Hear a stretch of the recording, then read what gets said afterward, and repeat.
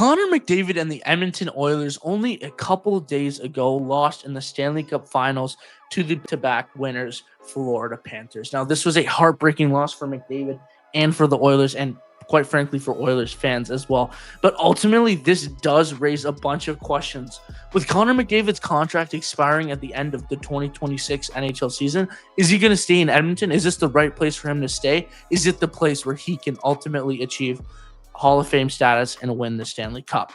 Hello, everybody. Welcome back to the Face Off. In this video, we're going to explain to you the whole Connor McDavid saga, give you our thoughts on what's going to end up happening with his contract. Is he going to stay? Is he going to go? Where could he go if he leaves? And a bunch more other things. So without further ado, let's dive into what this issue actually is. Please make sure to like and subscribe for the best hockey content on YouTube. All right, let's dive into the summary of the issue here. So, to state the obvious, Connor McDavid's contract does expire after next season. The Oilers can start negotiations on July 1st. Now, with this loss in the Stanley Cup Final 2 years in a row, there is a couple rumors around the league stating if he might want to stay or if he will leave and find another team. People think that he might need a change of scenery or to try to restart with another team and continue his great legacy on.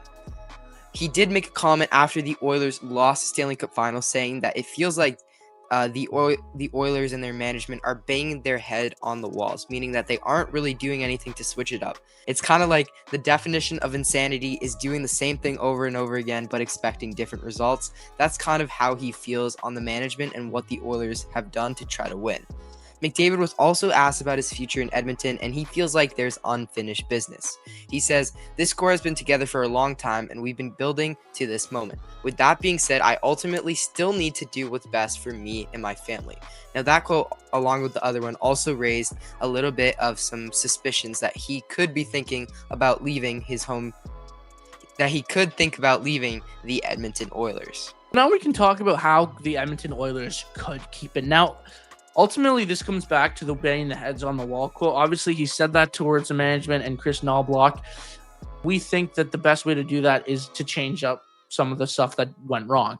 So, obviously, the first thing that the Edmonton Oilers could do is to get a new goalie. This is something that they've struggled with over the course of this postseason and last as well. Give it something to be excited about. If you get a new flashy new goalie, you can really be excited about that. Another way you can get excited about that, the Oilers being good for the next few years with Leon Draisaitl, is the fact that Leon is locked up. But also, if they get some new young kids, maybe they make some trades for the younger players, like maybe like a 24, 25-year-old instead of always signing a Victor Arvidsson, Jeff Skin, a 34, 35-year-old.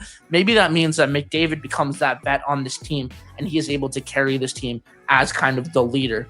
The Oilers can also they shouldn't be stupid in negotiations here. There should be nothing that McDavid is suggesting that, if McDavid says, "I want a no trade clause from year 6 to 8, and Edmonton says, "No, we're not going to do that." Like stupid stuff like that, they shouldn't just knock that off. They should be as simple as it can get for McDavid and the Oilers. Obviously, it's not going to be that simple, and Judd Moldaver, Connor McDavid's agent, is going to want a lot more money than the Edmonton Oilers are going to want to pay. But ultimately, the Oilers just can't be stupid. They should kind of show that they're willing to change stuff up, give them something to be excited about. And ultimately, Chris Knobloch and McDavid, they have a good relationship already. They have to continue that in order for the Oilers to want to keep them.